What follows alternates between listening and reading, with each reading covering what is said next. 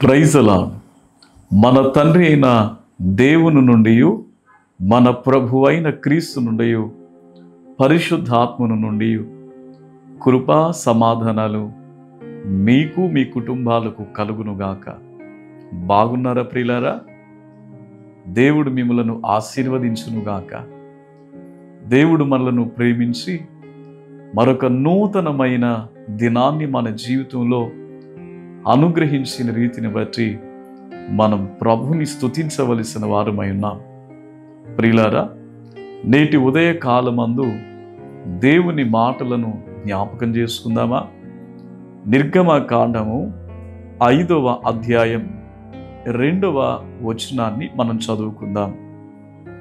ఫరో, నేను అతని మాట విని ఇశ్రాయేలీలను పోనిచ్చుటకు యెహోవా ఎవడు?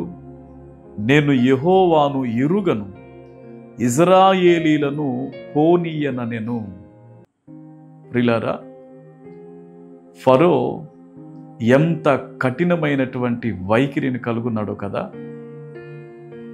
ఎంత అహంభావంతో, ఎంత గర్వంతో మాట్లాడుతున్నారో చూసారా ప్రియులారా? ఐగుప్తు దేశములో నలిగిపోతున్న తన ప్రజల కొరకు దేవుడు ఏర్పరిచినటువంటి ఒక గొప్ప ప్రణాళికను ఆయన అమలుపరచడానికి దేవుడు తన దాసుడైన మోషేను ఏర్పాటు చేసుకున్నాడు. మోషే ప్రియులారా వెళ్ళి అడుగుతున్నప్పుడల్లా ఎంతో భయంకరమైనటువంటి గర్వంతో కూడినటువంటి సమాధానాలు మోషేకి తెలియజేస్తున్నట్లుగా మనం చూస్తూ ఉన్నాం. నా ప్రజలను పంపించండి, బానిసత్వం నుండి విడుదలనివ్వండి అని అంటే నేను ఎందుకు పోనివ్వాలి, నేను ఎందుకు పంపించాలి అన్నటువంటి వైఖరిని కలిగినటువంటి వాడు ఫరో. కానీ ప్రియులారా, అటువంటి కఠినమైన వాణ్ణి కూడా దేవుడు అణచగలిగారు అంటే ఆయన ఎంత శక్తిమంతుడు! దేవుని బలము ముందు మానవ బలం ఎంతండి ప్రియులారా? ఈ దినాన నీ జీవితంలో కూడా ఫరో వంటి భయంకరమైనటువంటి పరిస్థితులు నీ ముందు నిలిచున్నాయేమో. ఇశ్రాయేలీలను ఐగుప్తు నుండి బయటికి వెళ్లకుండా చేయడానికి ఫరో ఎంత ఆటంకంగా ఉన్నాడో, నీ జీవితంలో కూడా ఫరో వంటి పరిస్థితులు ఎన్నో ఆటంకాలుగా మార్చబడ్డాయేమో. మీకు విషయం తెలుసునా ప్రియులారా?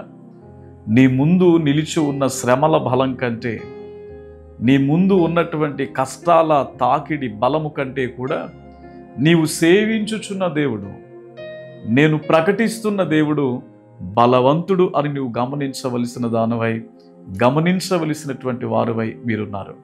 ప్రియులారా, ఈ దినాన్న మనం ప్రభు వైపు చూచినప్పుడు మన ముందున్న ఆటంకములన్నిటినీ ఆయన లయపరచగలడు. మనకు తెలుసు, వారు ఫరో నుండి విడుదల పొందిన తర్వాత, ఐగుప్తు నుండి విమోచింపబడిన తర్వాత వారికి ఎదురైనటువంటి గొప్ప ఆటంకం ఏంటంటే ఎర్ర సముద్రం.